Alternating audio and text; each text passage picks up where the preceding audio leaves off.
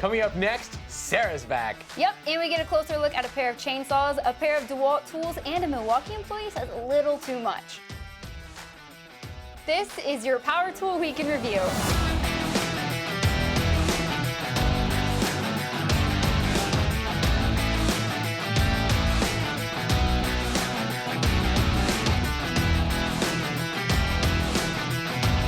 This episode is brought to you by Ohio Power Tool.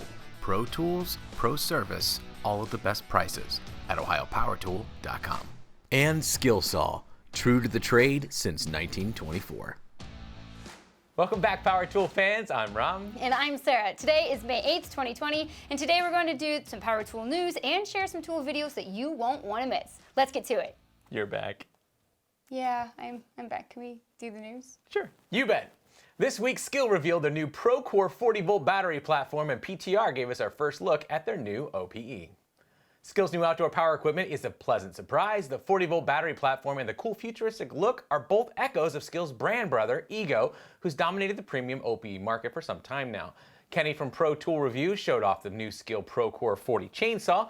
The 14-inch blade made quick work of a 12-inch oak, leading the PTR team to recommend it for homeowners.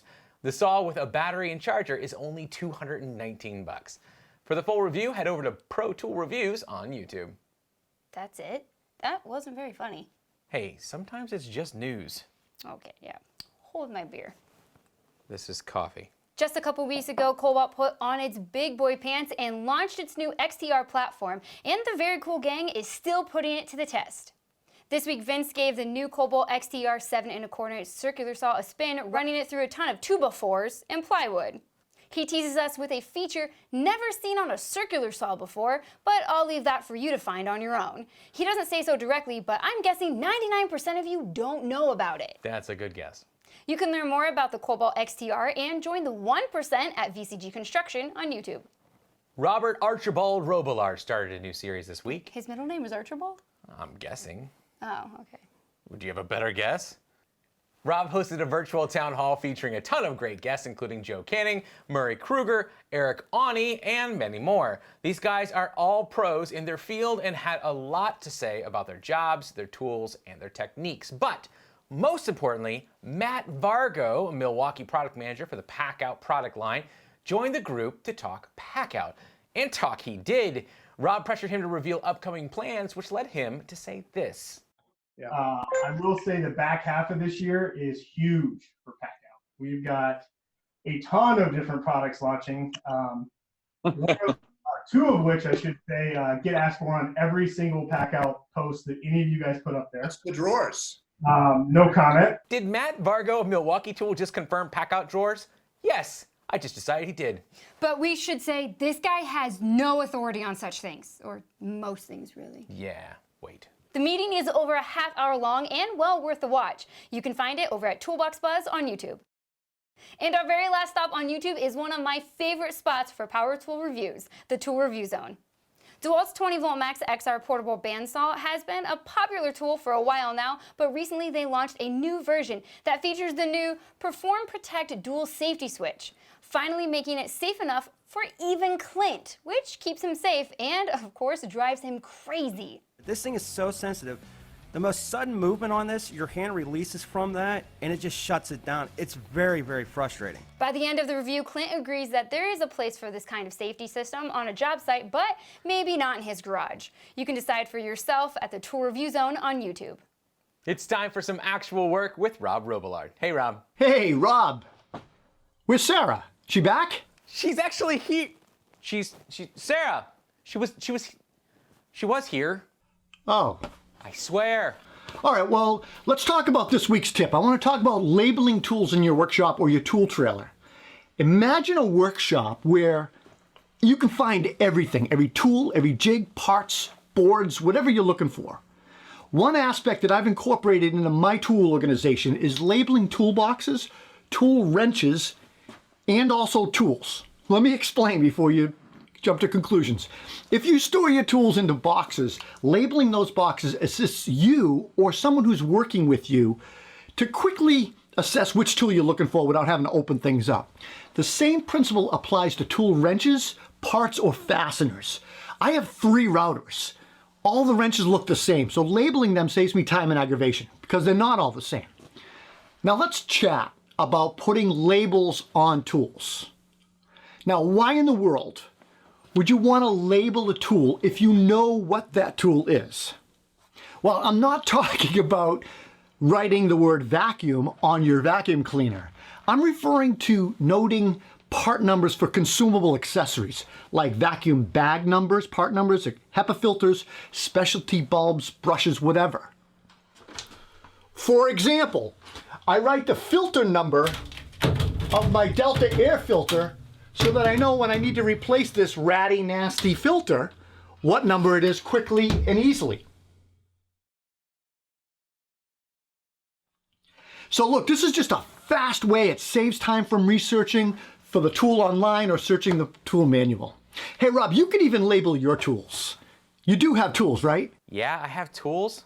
Do you even have a marker to label your tools? I might have one under the desk or something. Of course you have tools. You left your little hammer here in my shop. I forgot about that. Don't worry, I'll keep it safe for you. I'm just kidding. Have a great week. We'll see you next week. Take care. Rob's little hammer. Is that a heart over the eye? That's not my Hey, where were you? Little hammer. All right, it's not that funny.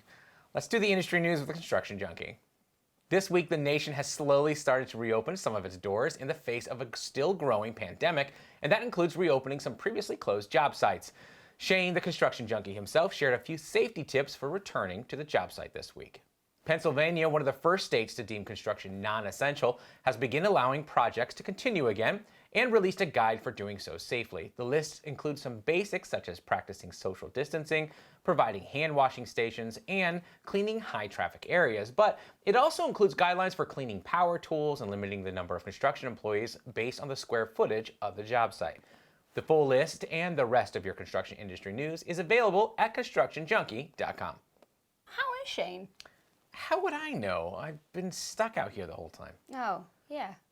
Wait, did you think you were the only one stuck at home? Over on Instagram, where we find our favorite French-Canadian French MTL Carpentry showing off his new Festool HKC 55 saw. How does he make tools look so hot? Have you totally been here alone this whole time? Like, where is your wife? The Tool Pro podcast was also playing with Festool this week, this time giving us a 6-month update on his multi-tool, and it's still awesome. He bought it for the dust collection, but he's keeping it for the dust collection. Bevelage Creations right here in Central Ohio announced the completion of an awesome new shop cabinet he made in conjunction with SawStop. He said the full plans are available for free. And finally, Paul, or the Tool Pig if you're nasty, is using a pair of DeWalt cordless LEDs to light up his Yamaha Raptor 660 with a high compression piston, hot cams, Yoshimura full exhaust, and Elka suspension, and Raxor 2 tires, and all that cool stuff. You have no idea what that is, do you? No, I do not. But I need it. No, you don't. Ohio Power Tool promised us last week they'd have some super cool Milwaukee deals this week, and they didn't disappoint. Looks like everything from Milwaukee is free if you buy certain Milwaukee things that are not free. Makes sense? You can see all the details at ohiopowertool.com. That's it for us this week. Thank you so much for coming back. I appreciate it. You're welcome. I didn't come back for you, so. She came back, so ROBILLARD would watch again. I understand that. Yeah. So we do want to address what we're doing here. Sarah and I both have spouses that work from home, so both of our families are very isolated. So Very secluded. Very much so. So with restrictions being lifted this week in our area, we talked to our families and decided that we were all right with Sarah coming out to the studio once a week just to record this show and make a break. Are you going to stick around for make a break? Oh yeah, I have time for make a break. So we'll do that. Awesome. We are trying to, we're a little closer than 6 feet, but you know, I've made it clear that it's not okay for Sarah to hit me, you know, because of the pandemic. Other than that, It's gonna suck for you when this is over. I think we're doing pretty good. So thanks so much for coming back. I appreciate it. Thank you, Ohio Power Tool and Skillsaw for sponsoring this episode. And guys, don't forget to like and subscribe so you don't miss a thing. We'll see you tomorrow.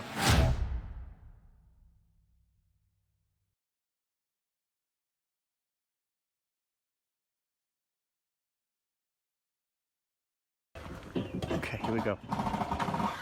Hey guys, Just hanging out up here, working on an old house in Concord, Massachusetts. Rumor has it Sarah is back on the job site. Sarah, welcome back. I'm so excited to start watching the show again this week. Take care.